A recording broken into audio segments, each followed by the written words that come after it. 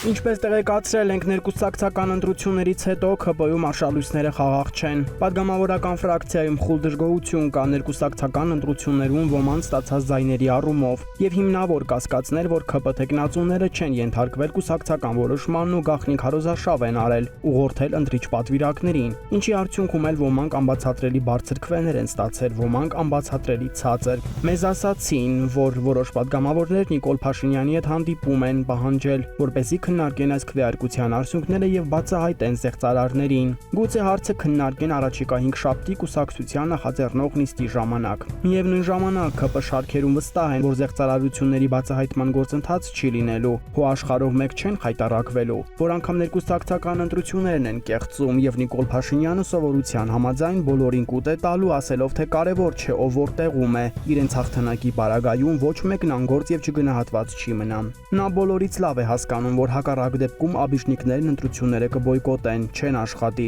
նույնիսկ կարող են հակառակորդների օգտին աշխատել եւ հիմա յուրաքանչյուր ձայնի ու յուրաքանչյուր ձայն բերողի համար կյանք է տալիս։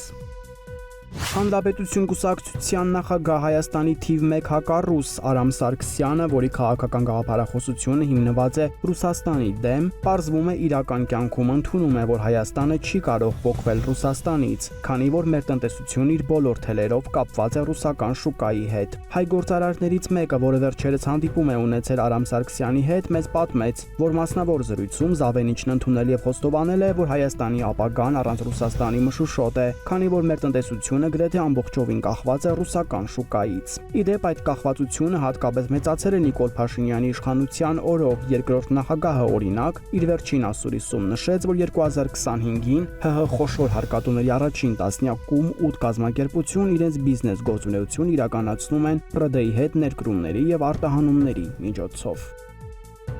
Հայաստան եւ Պատիվ ունեմ խմբակցությունները մտադիր են պատգամավոր Թադևոս Ավետիսյանի թեկնածություն առաջադրել մրցակցության եւ սպառողների շահերի պաշտպանության հանձնաժողովի անդամի պաշտոնի համար, որպես համաձայնեցված միասնական թեկնածու։ Գեգամ Գևորգյանի ղեկավարած հանձնաժողովի անդամ դառնալուց հետո Թադևոս Ավետիսյանը պետք է ոչ միայն պատգամավորական մանդատից հրաժարվի, այլև դադարեցնի քաղաքական գործունեությունը, քանի որ սա ապաքաղաքական մարմին է։ Այս պահին հույդական Թադևոս Ավետիսյանը Հայաստան խմբակցության պատգամավոր է, սակայն ըստ ամենայնի առաջիկա ընտրությունների թեկնածուների ցանկում չի լինի։